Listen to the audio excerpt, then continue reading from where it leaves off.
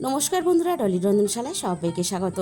বন্ধুরা, আমরা সবাই কিন্তু কম বেশি কুমড়ো শাক খেতে পছন্দ করি, আর তাছাড়া কুমড়ো শাক আমরা রান্নাও করে থাকি। তবে আজকে আমি একটু অন্যরকমভাবে রান্নাটা করব। এইভাবে রান্না করলে তাহলে কিন্তু আর মাছ মাংস কোনো কিছুরই প্রয়োজন হবে না, শুধুমাত্র এই কুমড়ো শাকের তরকারি দিয়ে ভাত খাওয়া হয়ে যাবে। আর এখন যেহেতু কাঁঠালের সিজন, তাই কিন্তু আমি অল্প একটু কাঁঠালের দানা দেব। আর কুমড়ো শাক যেহেতু একটু খসখসে শাক, তাই কিন্তু অল্প একটু নরম সবজি দিয়ে রান্না করলে খেতেও ভালো লাগবে। তাই আমি এই রান্নাতে অল্প একটু চিচিঙ্গে আর অল্প একটু বেগুন ব্যবহার করেছি। আর এখানে দেখো, কুমড়ো শাকগুলো খুব ভালোভাবে কেটে ধুয়ে নিয়েছি। আর রান্নাটা আমি খুবই সাধারণভাবে করব। আমি এখানে বাটির মধ্যে 1 চামচ হলুদ সর্ষে নিয়ে নিলাম, আর একই সাথে নিয়ে নিলাম 1 চামচ কালো সর্ষে, আর এখানে নিয়ে নেব 1 চামচ গোটা জিরে।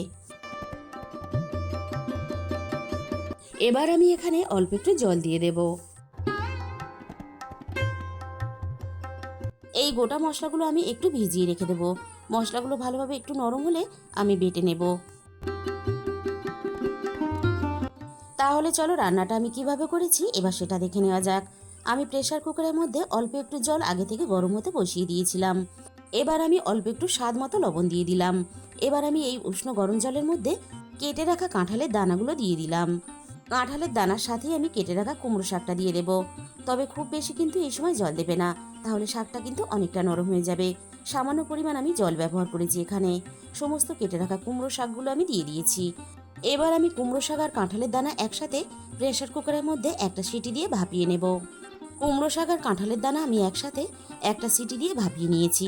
দেখো, আমি কিন্তু খুব বেশি সময় নিয়ে ভাপাইনি, একটা সিটি দেওয়ার পরে আমি নামিয়ে নিয়েছি। এবার আমি এটাকে নামিয়ে নেব। এবার আমি কড়াইয়ের মধ্যে রান্নার জন্য পরিমাণ মতো সর্ষের তেল দিয়ে দিলাম। এই রান্নাতে আমি অল্প একটু বড়ি ব্যবহার করব। তার জন্য আমি প্রথমে বড়িগুলোকে ভেজে নেব। আমি এখানে মটর ডালের বড়ি ব্যবহার করেছি, তোমরা চাইলে কিন্তু যে কোনো ডালের বড়ি এই রান্নাতে ব্যবহার করতে পারো। অল্প একটু রান্নাতে বড়ি ব্যবহার করলে যেমন রান্নাটা খেতে ভালো লাগে, তেমনই কিন্তু রান্নার গন্ধটাও বেশ ভালো আসে। বড়িগুলো দেখো, আমি বেশ লালচে রং ধরিয়ে ভেজে নিয়েছি। এবার আমি সমস্ত ভাজা বড়িগুলো কড়াই থেকে নামিয়ে নেব।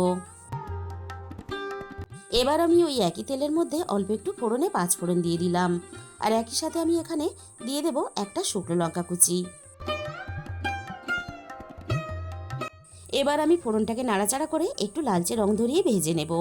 এই রান্নার জন্য ফোড়ন যদি একটু লালচে রং ধরিয়ে ভালোভাবে ভাজা হয়, তাহলে রান্নার গন্ধটা খুব ভালো আসবে। ফোড়ন থেকে সুন্দর মিষ্টি গন্ধ বেরোনোর সাথে সাথে আমি এবার কেটে রাখা আলুগুলো প্রথমে ভেজে নেব। তার জন্য আমি আলুগুলো তেলের মধ্যে দিয়ে দিলাম।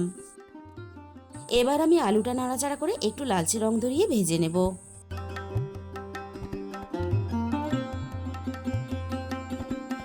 আলুটা আমি নাড়াচাড়া করে ভেজে নিয়েছি, আর আলুর গায়ে ভাজার কালারও চলে এসেছে। এর থেকে আমি আর বেশি ভাজবো না, কারণ বাকি সবজির সাথে আলুগুলো আরও একটু ভাজা হবে। এবার আমি কেটে রাখা চিচিঙ্গেটা আলুর সাথে দিয়ে দেব।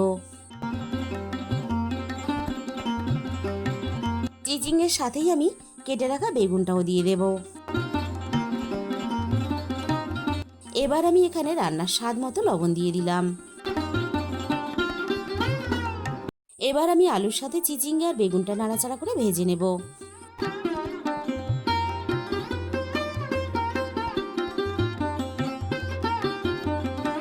3-4 মিনিটের মতো সবকিছু একসাথে নাড়াচাড়া করে আমি ভেজে নিলাম। সমস্ত সবজি একসাথে একটু নরম হওয়ার জন্য আমি কড়াইটা একটু ঢাকা দিয়ে দিলাম। মিনিট 2-3 মতো আমি কড়াইটা ঢাকা দিয়ে দিয়েছিলাম। কড়াই থেকে এবার আমি ঢাকাটাকে সরিয়ে নিলাম। সবকিছু বেশ আগের থেকে অনেকটা নরম হয়ে গেছে। আমি আলু, চিচিঙ্গে, বেগুন সবকিছু একসাথে নাড়াচাড়া করে আমি আরও একটু ভালোভাবে ভেজে নেব। সবকিছু একসাথে নাড়াচাড়া করে দেখো, আমি বেশ ভালোভাবে ভেজে নিলাম। চিচিংয়ের গায়ে একটা দেখো সুন্দর ভাজার কালার চলে এসেছে, আর বেগুনটাও সুন্দরভাবে ভাজা হয়ে গেছে। এবার আমি এখানে অল্প একটু জল দিয়ে দিলাম। এবার আমি এখানে রান্নার একে একে গুঁড়ো মশলাগুলো দিয়ে দেব। প্রথমে আমি দিয়ে দিলাম রান্নার প্রয়োজন মতো হলুদের গুঁড়ো, আর একই সাথে আমি এখানে অল্প একটু ঝালের জন্য লঙ্কার গুঁড়ো দিয়ে দিলাম। তবে ঝালের পরিমাণটা অবশ্যই নিজেদের স্বাদ মতো ব্যবহার করবে। এবার আমি সবজি আর মশলা একসাথে নাড়াচাড়া করে বেশ ভালোভাবে কষিয়ে নেব।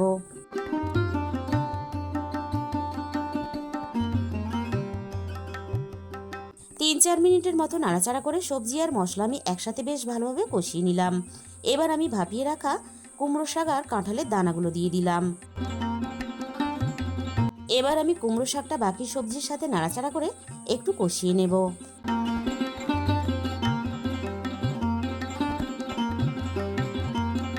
মিনিট 2-3 মতো আমি সবকিছু একসাথে নাড়াচাড়া করে কষিয়ে নিয়েছি। এবার আমি এখানে স্বাদ মতো চিনি দিয়ে দিলাম। অল্প একটু কিন্তু চিনি অবশ্যই ব্যবহার করবে, তবেই কিন্তু রান্নার স্বাদটা বজায় থাকবে।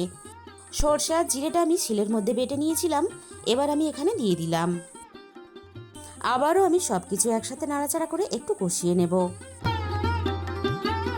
আমি রান্নাটা সরষে আর জিরে দিয়ে করছি, তোমরা চাইলে কিন্তু অল্প একটু পোস্ত এখানে ব্যবহার করতে পারো। সব কিছু আমি একসাথে নাড়াচাড়া করে বেশ ভালোভাবে কষিয়ে নিয়েছি। কাঁচা জিরের গন্ধটাও চলে গেছে। এবার আমি এখানে রান্নার প্রয়োজন মতো জল দিয়ে দেব। কুমড়ো শাকটা যেহেতু আমরা আগে থেকে একটু ভাপিয়ে নিয়েছিলাম, তাই কিন্তু ডাঁটাগুলো সিদ্ধ হতে খুব বেশি সময় লাগবে না। তাই এই সময় কিন্তু আমি ভেজে রাখা সমস্ত বড়িগুলো দিয়ে দিলাম। বড়িটা একটু আগে থেকে দিলে তাহলে সুন্দরভাবে সিদ্ধ হয়ে যাবে, তাহলে বড়িগুলো খেতেও ভালো লাগবে। আর বড়ি যদি শক্ত থাকে তাহলে কিন্তু খেতে ভালো লাগবে না। সব কিছু আমি একসাথে নাড়াচাড়া করে বেশ ভালোভাবে মিশিয়ে দিলাম। সব কিছু একসাথে ভালোভাবে সুসিদ্ধ হয়ে রান্না হওয়ার জন্য এবার আমি কড়াইটা ঢাকা দিয়ে দিলাম। বেশ কিছুক্ষণ আমি রান্নাটা করে নিয়েছি। এবার আমি কড়াই থেকে ঢাকাটাকে সরিয়ে নিলাম। রান্নাটা আমি আবারও একটু নাড়াচাড়া করে নেব। সব কিছু বেশ ভালোভাবে সুসিদ্ধ হয়ে গেছে, আর বড়িগুলো দেখো বেশ ভালোভাবে সুসিদ্ধ হয়ে গেছে, আবার সুন্দরভাবে গোটাও আছে।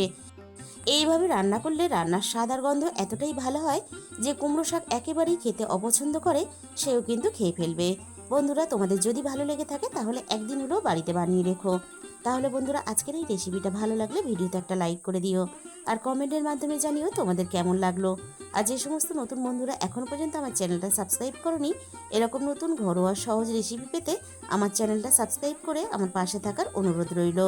আর তার সাথে সাথে পাশে থাকা বেল আইকনটা ক্লিক করে অল করে দিও, তাহলে আমি যখনই কোনো নতুন রেসিপি আপলোড করব সবার আগে তোমার কাছে পৌঁছে যাবে। আজকে তাহলে এই পর্যন্ত, দেখা হবে অন্য কোনো নতুন রেসিপির সাথে।